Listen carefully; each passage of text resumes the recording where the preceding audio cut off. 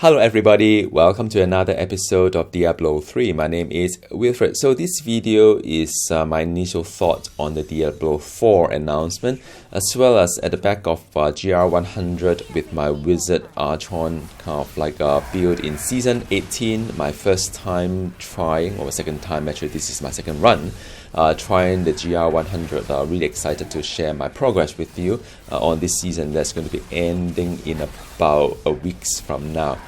Okay, so now in the Blizzard community, Blizzcon is a big thing. That's where you hear all the new announcements, what's upcoming and so on and so forth. I think last year was quite a disaster for Blizzard, and this year they kind of make up for it with a lot of really good announcements. My wife and I were in a pub, with a live band, sort of like playing at the background during the Blizzard Opening Ceremony. Our first time watching it live, it was about 2 a.m. in the morning due to time zone. And we were like at the table, drinks and the band, and after that we got like a phone just looking at the announcement from YouTube. So it was really, really good. Then we watched all the way back home as well. So now I think, just going back to BlizzCon itself, the World of Warcraft cinematic kind of trailer for the new Shadowland kind of expansion, that was really, really good. Now I won't play the game anymore, but I was kind of excited by the whole kind of like a video trailer of it. It was really, really good. Then I look at the Overwatch 2. That video was so well made that it kind of moved me to tear in some sense. Really love it. My wife and I will play it definitely, mainly for the PvE kind of like gameplay. You have some story mode, some kind of like a hero progression. I think that is what it was missing in Overwatch, the current one.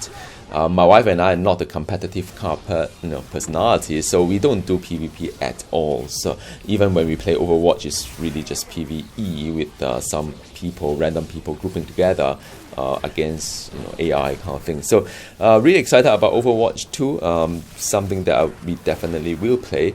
Diablo 4, the trailer was really dark. It was quite surprising. It wasn't any character that we recognize at all, but kind of give me the vibe of the old Diablo when things are pretty scary and a lot of blood and so on and so forth. And the Lilith towards the end was fantastic.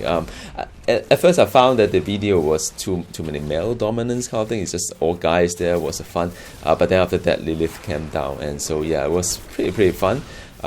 Really, really looking forward to what will come in this franchise. I mean, you guys know that I play this game a lot, Diablo 3, and my wife and I are a big fan of D3.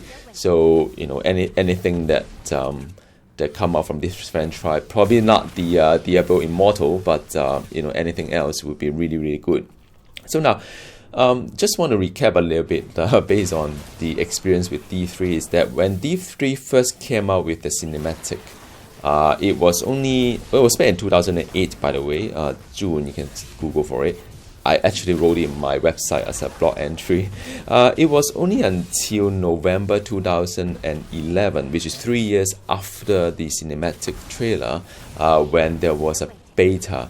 And then after that, about 1 year later, in May 2012, that is when the Diablo 3 was live.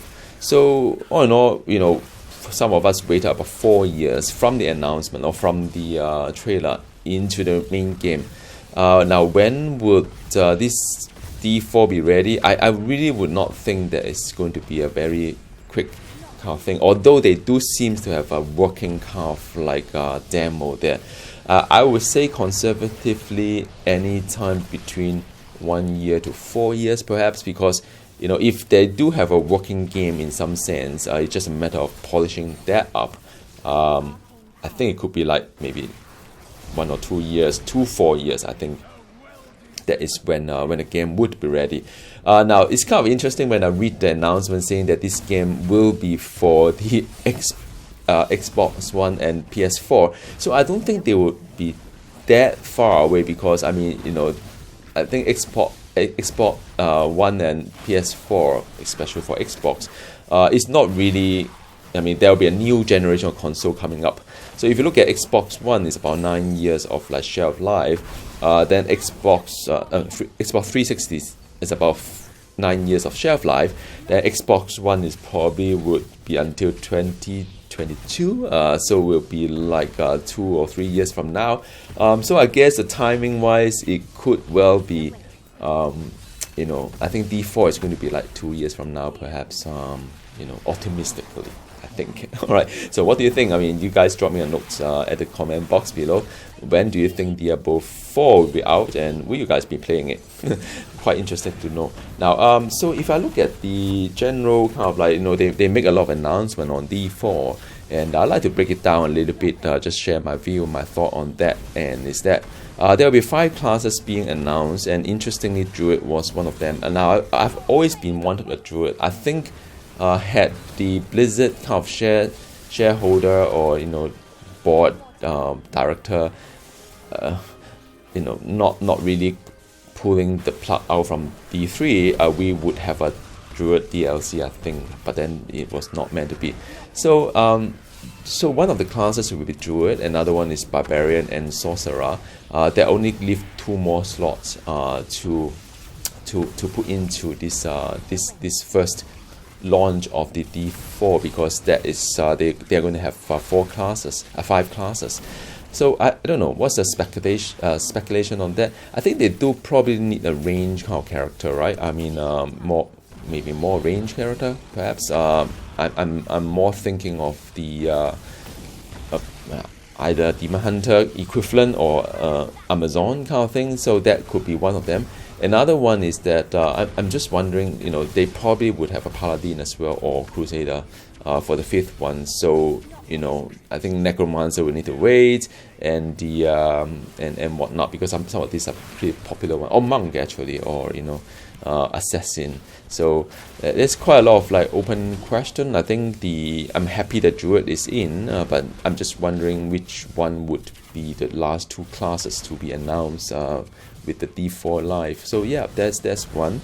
Kind of excited by the new mechanic as well, because the Barbarian now can, I mean, you know, in D4 will be able to equip all 4 different type of weapons. So I guess you collect all these weapons, you augment all this weapon, and so on and so forth, and then you can bind the skills to different kind of weapons to have some kind of like you know, different kind of gameplay. I think it'll be really fun for the Barbarian kind of player community.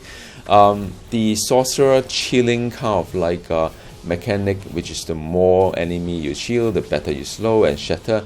It's supposed to be a new kind of mechanic. I don't know. I mean, it doesn't seem that exciting for me, but I guess I have to just play it to realizing that. It's kind of funny when I read the Blizzard website on D4 saying that Wizard is supposed to be fragile and high damage output, high return. I don't think Blizzard is. I mean, I don't think Wizard is that kind of like, or Sorcerer is that kind of you know, fragile in D3. I thought it's one of the more durable caster. I think Necromancer will be a really fragile one. Maybe they change it a little bit in D4. Druid is a seamless kind of like a transition between the bear and werewolf and the human form, depending on what kind of like skill that you are using, which I thought it was rather interesting.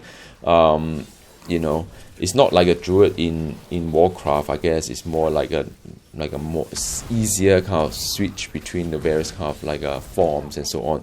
So that's really cool. They will have some kind of ultimate, something like an ultimate, like a Marvel Heroes kind of thing. So pretty long cooldown. I don't know how long would that be. I hope it's not as long as the Marvel Heroes kind of like 10-minute kind of thing. But it's going to be a pretty long cooldown to have this like ultimate power. You know, I think it's something quite interesting to see what that would transpire. Then they talk about some kind of like permanent skill tree. I think it's still very rudimental. I've seen a mock-up of it. I'm not that impressed with the skill tree per se. Maybe I just need to read a little bit more into it.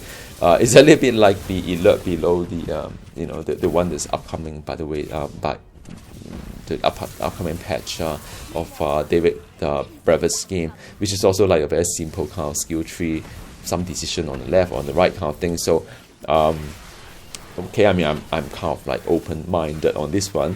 There will be also talent tree as well. So talent tree is more like a customization. You know, I guess the talent tree is something that you could switch between different kind of build, I would say. So for example, you know, you can do a, you know, right now I have a Rift Run kind of like a build. I also have a Bounty kind of build. So I guess that is more like a customization whereby I can just switch between the two. And they say that skill points is a permanent kind of like character progression. Now I don't know how permanent it is, because we have already got past the stage whereby back to the old day. I know some of you are really like the old day, like D2 kind of thing, like the Hellgate London kind of thing, that you can't change your decision once you made it. I really don't buy that at all. I mean, now we are in 2000, going to 2020, and the we have moved away from that kind of like game design. I think I'm not really a big fan of something that's permanent, because you don't really have that much time to build a character these days. I mean, just saying. So that's one. It'll be an open world kind of concept with kind of open world events, seamless kind of like no loading screen. That's good.